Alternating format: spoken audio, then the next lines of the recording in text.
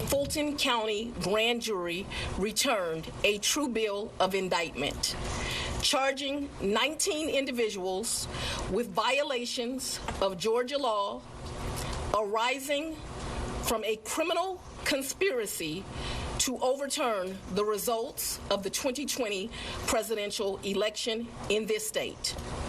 That was Fulton County DA Fani Willis late last night announcing charges against 19 people accused of attempting to interfere with the 2020 presidential election in Georgia. At the top of the list is former President Donald Trump, making this his fourth criminal indictment. We have live team coverage of this case. Fox 5's Tyler Fingert and Deidre Dukes have followed the developments all day today. We begin first with Fox 5 I-Team reporter Randy Travis, who's live in the studio here with us. And Randy, former President Trump and his personal attorney Rudy Giuliani facing nearly a dozen counts. That's right, Christine. Yeah, there's a certain irony to all this. For years, Donald Trump has complained without evidence that there was a large conspiracy that denied him votes to be reelected in 2020. Well, now he's the one accused of being the head of a sweeping conspiracy to attempt to steal the election in Georgia.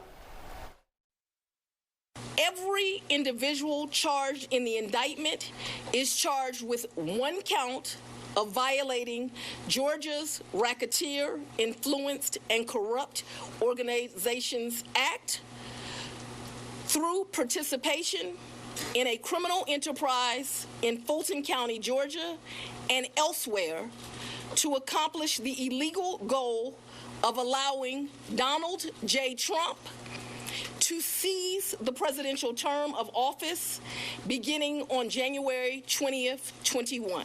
A criminal enterprise, said Fulton DA Fani Willis, also known as racketeering, with the man at the top benefiting from any results.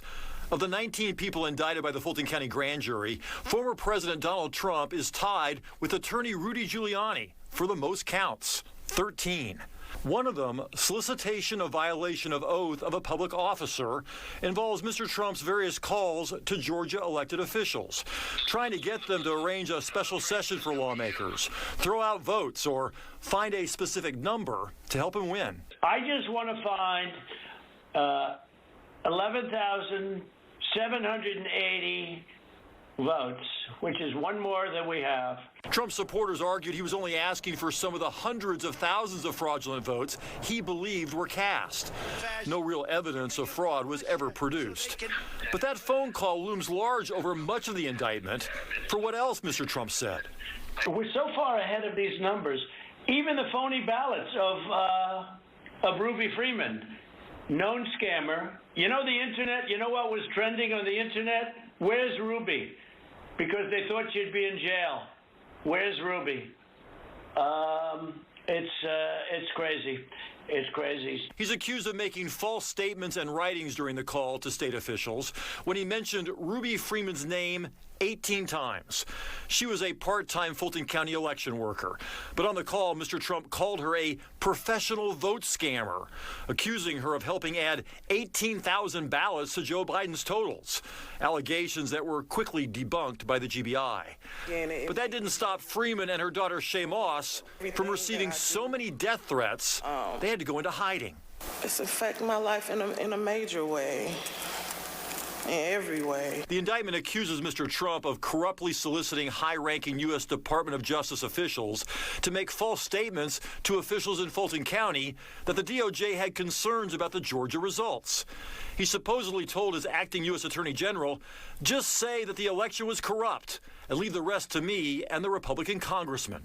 Hey, this guy's a disaster. He's a disaster. Some of the Trump lawsuits are also in the indictment, accusing him of filing false documents when he sued Brian Kemp, claiming there were more than 10,000 dead people who voted, and other wild claims of voter fraud that had no evidence. But the most significant charge is racketeering.